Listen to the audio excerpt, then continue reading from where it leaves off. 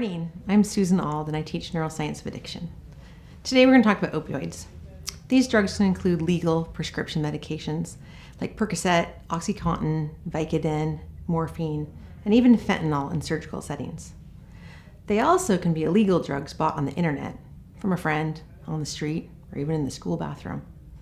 The problem is that they are all essentially the same drug, but have different potencies and purities. A small dose of opioids such as OxyContin, prescribed by your doctor, can block the pain after surgery or a serious injury. What looks like the same pill, bought somewhere other than a licensed pharmacy, can contain enough opioids to stop your breathing and your heart rate. This is a drawing by Adria Kleins of two neurons communicating with each other. The light green dots represent chemicals in our brains called endorphins. They bind to a specific type of receptor, often referred to as an opioid receptor, to decrease communication between neurons. This can be helpful in certain situations, such as when someone is hurt and is in a lot of pain. Endorphins will lessen the pain, but they won't eliminate it. This drawing shows opioids in the synapse. Opioids are similar size and shape as endorphins, and they bind to the same places where our endorphins would bind. The problem is that the opioids flood the brain with tons of molecules that can bind to many neurons all at once. They can completely block important messages, such as messages that control breathing and heart rate. Opioids can also flood the brain with another neurotransmitter called dopamine, which can cause euphoria, a feeling of extreme happiness, and can lead to addiction. Opioids bind to the same area of the brain that controls breathing and heart rate. This is the brainstem. They're a class of drugs called depressants because they depress or lower the communication of neurons. If the neurons cannot communicate in this area of the brain, then the heart never receives the message to keep beating. This drug sounds pretty terrible. So why would anyone take it? People take opioids as medicine because they're an incredibly effective painkiller. We don't have a lot of other types of drugs that are as effective at blocking pain signals. Opioids are prescribed for post-surgery pain management or after an injury. The way that these drugs work is essentially the same way as illegal non-prescription opioids work. They can be very addictive if used incorrectly and can also cause a reduction in breathing and heart rate. These legal, prescribed medications were actually part of the reason we have an opioid crisis today.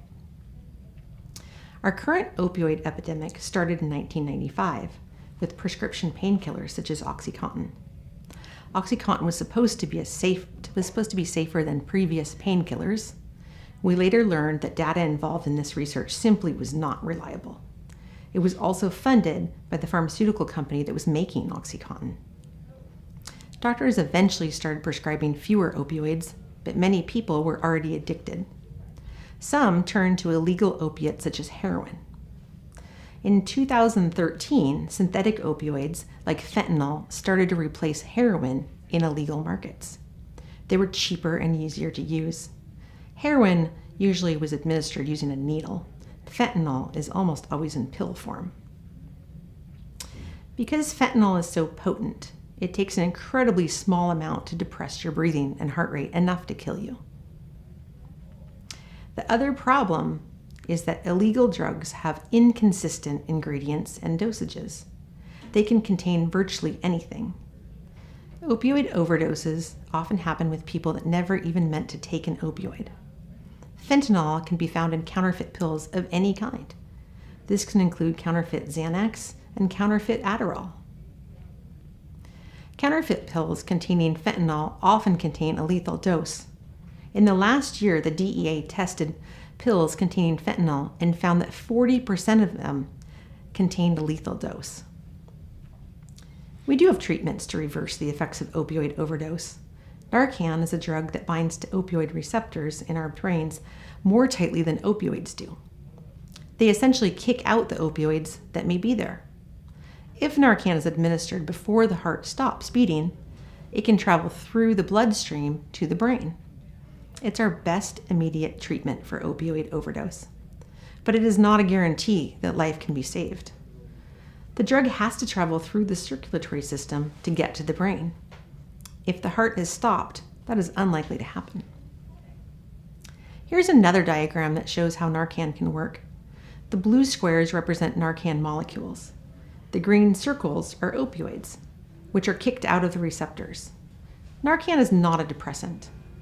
It allows neurons to communicate again and send messages to the heart to tell it to start beating.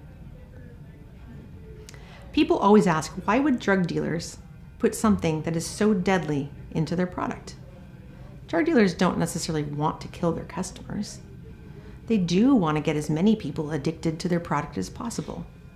By selling a highly concentrated form of an opioid, the addiction rate for new users increases. They don't care who is buying their products. They're just looking to continue increasing their customer base or to replace customers who may have died of overdoses. Illegal drugs are always changing. Narcan can save many lives if given immediately during an opioid overdose, but it only prevents death for opioids. Now we're seeing a veterinary tranquilizer called xylazine being mixed into illegal opioid pills. It has some of the same effects as opioids.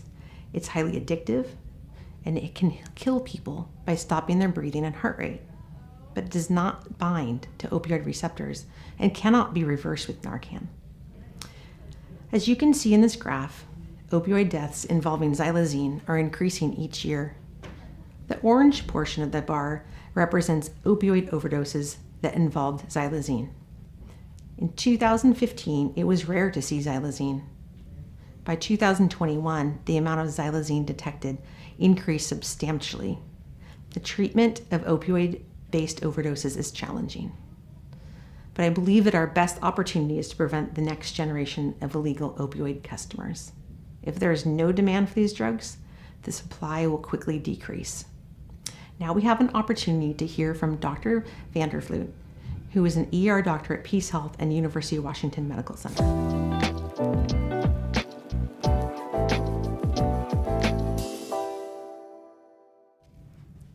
Thank you, Mrs. Auld. I'm Eleanor Leishman, and I would like to introduce our guest, Dr. Terry Vandervloot, who is an ER doctor at UW Medical Center and Peace Health St. Joseph's Hospital. She is here today to answer questions about her knowledge and experience with treating opioid overdoses.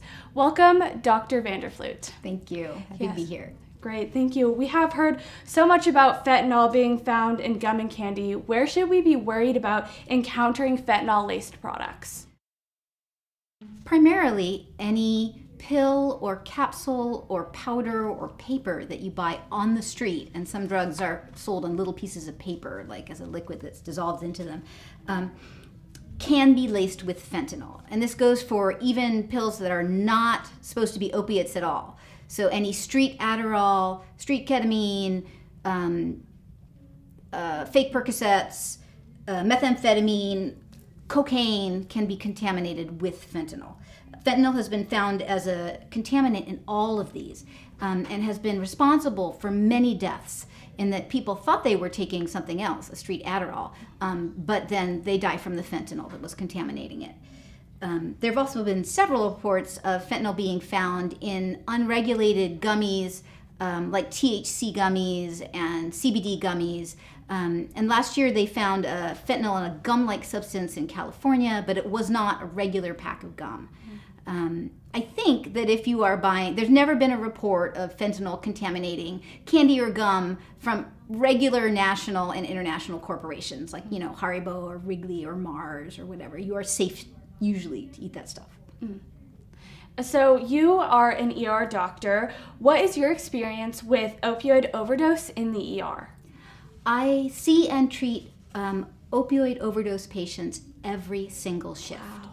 And this has been the case for the 26 years that I have worked as an ER doc. Anecdotally, I feel like I actually saw more overdose patients in the ER like 15 years ago when heroin was the main opiate that people abused.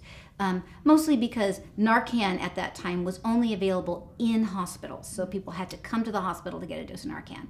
Also, heroin use is associated with terrible medical problems, like people will get infections on their heart valves and abscesses and things like that.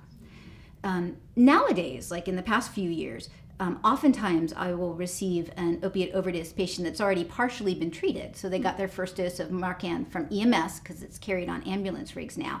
And family members can even administer EMS and administer Narcan. But because the synthetic opioids like fentanyl are so potent, many times in the ER, we have to give much more Narcan. We give many, many more doses of Narcan. And even we'll need to put people on drips of Narcan for several hours just because of the potency of the fentanyl. I think in the modern times, like now, I feel like we see slightly fewer overdose patients in the ER because of this potency. People are mostly found dead from fentanyl overdoses, and there's no chance to resuscitate them. They're found dead in their beds in the morning, and we never get a chance to try to reverse them. A fatal dose of fentanyl is like 2 grains of salt. It's a very, very tiny dose. And it's very hard to measure, especially for a street lab in Jalisco or Sinaloa or China or even out Maple Falls. The fentanyl contaminates all the drugs they make in the lab, so if they're making meth or something else. And last year, the DEA, in surveying illegally trafficked pills found in communities across the U.S., found that 6 out of 10 of these pills contained potentially lethal doses of fentanyl. Wow. Can you tell me how opioid overdose treatment has changed in the last decade since this big change? Well, the real mainstay of treatment is naloxone, which is Narcan. And that has not changed. It used to be only available in hospitals, but now it's available in communities, and it's even available without a prescription. Although pharmacies on the East Coast are a little bit ahead of West Coast pharmacies in being able to get that to people. In the hospital, we can give it intravenously and intramuscularly and intranasally, and in the community, it's available, the Narcan rescue trips, intranasally. There are many different ways to treat addiction to opioids. There are 2 major medicines that we give, 2 classes of medicines. And there's also therapy and inpatient and outpatient programs and a lot of community support for that. Okay. We heard Ms. Auld talk earlier about xylazine. Can you tell us a little bit more about xylazine and how has that affected your treatment for overdoses? So Xylazine is a veterinary tranquilizer. It's not ketamine. In fact, xylazine and ketamine are often used in combination. It is not approved for use in humans. There's no reversal agent. And it's not an opiate, but it's a central nervous system depressant. And it also works on the cardiovascular system to slow the heart and damage the blood pressure and all kinds of other stuff. And Narcan does not work on it. It lasts for hours and hours, and it's very hard to treat. And it can also cause terrible skin ulcers in people who inadvertently get exposed to xylazine. A couple of months ago, the DEA reported that they had seized fentanyl mixed with xylazine in 48 out of 50 states, and xylazine was present in 7% of fentanyl pills and 23% of the fentanyl powder that they seized. So it's hard for a hospital to even test for. Mostly we have to send it to a central lab in another state. Wow. I hear a lot about fentanyl being used in hospitals. How is that different from what we're seeing on the streets now? In the hospital, we will use fentanyl to help patients tolerate short, painful procedures, primarily. So if we have to set a bone, or if somebody's dislocated their shoulder and we have to put it in.